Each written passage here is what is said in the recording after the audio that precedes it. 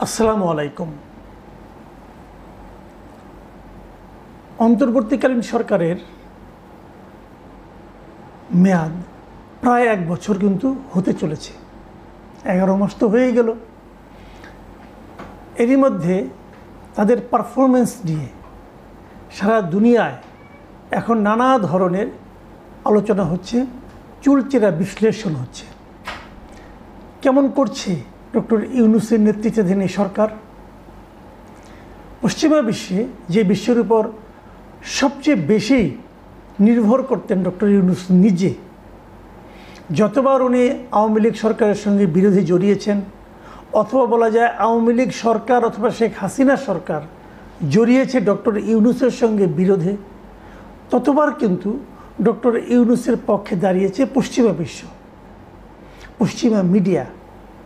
সেই পশ্চিমা বিশ্ব এবং পশ্চিমা মিডিয়া তাদের কথাবার্তা শুনে এখন যেন মনে হচ্ছে তারা ডক্টর ইউনূসের বিপক্ষে কথা বলছে। এই পরিবর্তনটাকে ডক্টর ইউনূস কীভাবে গ্রহণ করবেন? উনি কি এ সমস্ত ব্যাপারে সচেতন আছেন? কিছুদিন আগে উনি লন্ডন সফরে গিয়েছিলেন, অনেকের সঙ্গে দেখা করেছেন, অনেকের সঙ্গে দেখা করতে চেয়েছেন কিন্তু পারেননি। কোথাও সম্মানিত হয়েছেন, কোথাও কিঞ্চিত অপমানিত হয়েছেন। ইন্টারভিউ করেছেন একাধিক, নানা জনের নানা কথা। এই সময় উনি ইকোনমিস্টকেও একটা ইন্টারভিউ দিয়েছিলেন। সেই দ্য ইকোনমিস্টে দুদিন আগে তারা এই বাংলাদেশের প্রসঙ্গ নিয়ে তাদের একটা রিপোর্ট প্রকাশ করেছে। এই রিপোর্টটার শিরোনাম তাদের অনলাইন সেকশনে একভাবে আছে এবং প্রিন্ট সংস্করণে আরেকভাবে আছে। প্রিন্ট সংস্করণে লিডার্স শাখায় এটার শিরোনাম হয়েছে আনব্যান দ্য আওয়ামী লীগ, মানে আওয়ামী লীগকে ব্যান না করা, এই ছিল শিরোনাম। আর এটাই যখন অনলাইনে প্রচারিত হয়েছে সেখানে লেখা হয়েছে banning the opposition is no way to revive Bangladesh democracy, মানে বাংলাদেশের যে গণতন্ত্র সেটাকে ফিরিয়ে আনার ক্ষেত্রে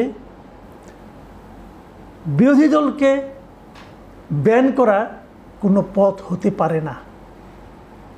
বুঝতে পারছেন, ডক্টর ইউনূস এ সময়ে রাজনৈতিক অঙ্গনে সবচেয়ে বড় যে স্টেপটা নিয়েছেন সেটা নিয়েই উনি সবচেয়ে বেশি বেকায়দায় পড়ে গেছেন। উনি আওয়ামী লীগকে ব্যান করে ঠিক করেননি। হয়তো বলবেন আওয়ামী লীগকে তো ব্যান করা হয়নি। হ্যাঁ, ব্যান করা হয়নি, কিন্তু আওয়ামী লীগের কর্মকাণ্ডকে, রাজনৈতিক কর্মকাণ্ডকে নিষিদ্ধ ঘোষণা করা হয়েছে যতদিন পর্যন্ত না বিচার হয়। তো বিচার তো আর কালকে হচ্ছে না। এই বিচার হতে যদি 5 বছর লাগে, তো 5 বছর আওয়ামী লীগ কোনো রাজনৈতিক কর্মকাণ্ড করতে পারবে না। আর আপনি যতই বলেন না কেন, যত যাই বলেন না কেন, আপনি প্রমাণ করতে পারবেন না যে এই সিদ্ধান্তটা, এই যে আওয়ামী লীগকে রাজনীতি করতে না দেওয়ার সিদ্ধান্তটা, এটাকে খুবই গণতান্ত্রিক সিদ্ধান্ত বলা যাবে, এটা প্রমাণ করা কঠিন, সম্ভব না, ইম্পসিবল। এটা জাস্ট গায়ের জোরে আমি বলবো। আপনি হয়তো বলবেন এটা আইনের মাধ্যমে, আইন মানে একটা কালো আইনের মাধ্যমে, একটা নির্বাহী আদেশে একটা কালো আইনের মাধ্যমে এই কাজটা আপনারা করেছেন। এই যে গায়ের জোরে একটা সিদ্ধান্ত নেওয়া, আমি শুরু থেকেই কিন্তু বলে এসেছিলাম যে এই কাজটা এই সরকারের জন্য বুমেরাং হয়ে যাবে। তখন বিএনপি একটা খুব অদ্ভুত ভূমিকা পালন করেছে। বিএনপি মুখে মুখে বলেছে তারা কোনো দলের নিষিদ্ধ চায় না। যখন এই ঘটনাটা ঘটেছে, যখন সরকার এরকম একটা সিদ্ধান্ত নিয়েছে, তখন তারা কিন্তু কোনো প্রতিবাদও করেনি। সরকার ভেবেছে কেউ তো প্রতিবাদ করছে না, এটা বিরাট কাজ আমি করে ফেললাম, হাসনাত আবদুল্লাহর হুমকিতে টলমলো হয়ে এই সিদ্ধান্ত নিয়ে নিলাম। ঈদের আনন্দ সবাই অনুভব করলেন। নেট রেজাল্ট কি? নেট রেজাল্ট হলো বিদেশের মাটিতে অথবা বিদেশি মিডিয়াগুলোর কাছে এই সরকারের এই কর্মকাণ্ডকে তারা প্রশ্নের মুখে তুলে দিল এবং বিদেশি মিডিয়াগুলো এটা সমালোচনা করলো এবং তারা বলেছে এই কাজটা তারা ঠিক করেনি। যে রাজনৈতিক ঐকমত্য গঠন করার কথা ছিল, শেখ হাসিনা সরকারের পতনের পর দেশটাকে সামনের দিকে অগ্রসর করে নেওয়ার জন্য যে যে পদক্ষেপগুলো নেওয়া উচিত ছিল সেই সব পদক্ষেপ নেওয়ার ক্ষেত্রে সবচেয়ে বড় বাধার যে কাজটা, সে কাজটা হলো এই একটা রাজনৈতিক দলকে তার রাজনৈতিক কর্মকাণ্ডকে নিষিদ্ধ ঘোষণা করা। এবং এটাকে তারা মোটেই পছন্দ করেনি। ইকোনমিস্টের লেখায় কি লেখা হয়েছে আমি একটু আপনাদের পড়ে শোনাই। ক্ষমতাচ্যুত আওয়ামী লীগের কার্যক্রম নিষিদ্ধ করার সিদ্ধান্ত গণতন্ত্র পুনর্গঠনের প্রতিশ্রুতির সঙ্গে সাংঘর্ষিক। মানে এই সরকার যে গণতান্ত্রিক পুনর্গঠনের যে প্রতিশ্রুতি দিয়েছে তার সঙ্গে এই সিদ্ধান্তটা সাংঘর্ষিক। বিতর্কিত সন্ত্রাস বিরোধী আইন সংশোধনের মাধ্যমে জারি করা নিষেধাজ্ঞা আইনি ও নৈতিকভাবে প্রশ্নবিদ্ধ। এটি সেই পুরনো রাজনৈতিক প্রতিশোধের চক্রকে আবার জাগিয়ে তুলতে পারে। ওই আগের যে প্রতিশোধের যে একটা মানে আপনার প্রতিপক্ষকে হেনস্থা করার, নিশ্চিহ্ন করার যে একটা ছিল, মানে আপনার পদ্ধতি ছিল, সেই পদ্ধতিটাকে আবার এটা জাগিয়ে তুলতে পারে। এবং সেই পদ্ধতিটা আমরা প্রয়োগ করতে দেখেছি আওয়ামী লীগ সরকারকে, আওয়ামী লীগকে। সেটাই আবার এরা করছে আওয়ামী লীগের বিরুদ্ধে। তারপর তারা আরও লিখেছে, এখনও ব্যাপক জনসমর্থন থাকায় বাংলাদেশের বর্তমান সরকারের উচিত আওয়ামী লীগের ওপর থেকে বিধিনিষেধ প্রত্যাহার করে তাদের নির্বাচনে অংশগ্রহণের সুযোগ করে দেওয়া। ইকোনমিস্টের এই নিবন্ধন, এই যে নিবন্ধ তারা লিখেছে, এই নিবন্ধকে আপনি উড়িয়ে দেবেন কিভাবে? এখন কি আপনি বলবেন যেটা আগে বিএনপির ব্যাপারে বলা হতো, আওয়ামী লীগ বলতো, বিএনপির পক্ষে কিছু গেলে আওয়ামী লীগ বলতো এটা বিএনপির লোকজন, জামাতের লোকজন টাকা দিয়ে করিয়েছে। এখন কি আবার এই সরকার বলবে এটা আওয়ামী লীগ টাকা দিয়ে করিয়েছে? আমরা একটা অদ্ভুত মানে মানসিকতা, অদ্ভুত আচরণ আমাদের সরকারগুলির মধ্যে দেখি। আমাদের সরকারগুলো সবসময় আমি দেখেছি যখনই নিজেদের বিপক্ষে যায় তখনই সেখানে যারা বিরোধী দলের ষড়যন্ত্র খুঁজে পায়। এখন ইকোনমিস্টকে সেই ষড়যন্ত্রের মধ্যে ঢুকে গেল কিনা এটা ডক্টর ইউনূস নিজে ভালো বলতে পারবেন।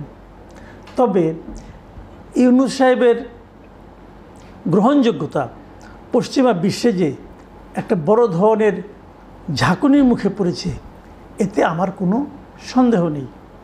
দেখুন, এটাতে পুরো এই ইউনূস সরকারের 11 মাসের যে কর্মকাণ্ড তার বিশ্লেষণ করা হয়েছে।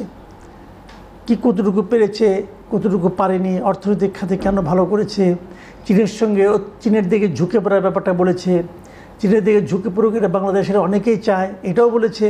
আবার পাশাপাশি এটাও বলেছে চীনের সঙ্গে ঝুঁকে পড়লে সেটা যুক্তরাষ্ট্রের সঙ্গে সম্পর্কের ক্ষেত্রে ক্ষতিগ্রস্ত হতে পারে, এটাও বলেছে।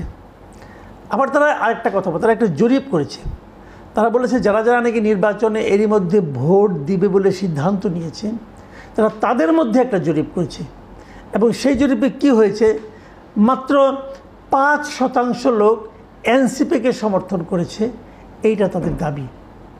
মানে যে এনসিপি নতুন হয়েছে, ডক্টর ইউনূসের বদান্যতায় গড়ে উঠেছে, যাদের দাবির প্রেক্ষিতেই মূলত আওয়ামী লীগকে নিষিদ্ধ করা হয়েছে, সেই দলটির পেছনে মানুষের সমর্থন মাত্র 5%। এটা ইকোনমিস্টের হিসাব। সেখানে বিএনপির সমর্থন হলো 42%, জামাতে ইসলামের সমর্থন হলো 32%। এবং আওয়ামী লীগ নির্বাচনে অংশ নেবে না এটা তারা জানে, জেনে তারা আওয়ামী লীগের পক্ষে কিছু বলার সাহস পায়নি অথবা ভয় পেয়েছে। তারপরেও একটা বড় অংশ তারা সাহস করে বলেছে যে তারা আওয়ামী লীগকে ভোট দিবে। সেই সংখ্যাটা কত? সেই সংখ্যাটা 14%। আওয়ামী লীগ ইলেকশনে করবে না, তারপরে তারা আওয়ামী লীগকে সমর্থন দিচ্ছে। যদি আওয়ামী লীগ ইলেকশন করতো, যদি আওয়ামী লীগকে সমর্থন করাটা আইনগতভাবে অপরাধ না হতো, তাহলে এই সমর্থনটা কোথায় যেয়ে দাঁড়াতো? এমন একটা দলকে আপনি নিষিদ্ধ করে দিয়েছেন, সেটাকে গণতান্ত্রিক দেশগুলো ভালোভাবে নেবে আপনি কিভাবে আশা করেন? ইকোনমিস্টের মতো পত্রিকা যখন সরকারের এভাবে সমালোচনা করে, ইকোনমিস্টের মতো পত্রিকা যখন বলে যে কোনো দলকে নিষিদ্ধ করা গণতন্ত্রের দিকে যাওয়ার পথে কোনো ভালো কাজ নয়, তখন বুঝতে হবে ডক্টর ইউনূসের গ্রহণযোগ্যতা সারা দুনিয়াতেই কমে যাচ্ছে। তখন বুঝতে হবে যে প্রতিশ্রুতি, গণতন্ত্রের যে প্রতিশ্রুতি দিয়ে ডক্টর ইউনূস দায়িত্ব নিয়েছেন, তিনি সেই প্রতিশ্রুতি পালনে মর্মান্তিকভাবে ব্যর্থ হতে যাচ্ছেন। প্রিয় দর্শক, এখনও যারা আপনারা ডক্টর ইউনূসের উপরে আশায় বুক বেঁধে আছেন, তাদেরকে আমি বলবো ইকোনমিস্টের এই প্রতিবেদনগুলো এবং ওয়েস্টার্ন ওয়ার্ল্ডের যে মিডিয়া আছে তাদের প্রতিবেদনগুলো পড়ে দেখেন। প্রিয় দর্শক, এখন এই পর্যন্তই। আল্লাহ হাফিজ।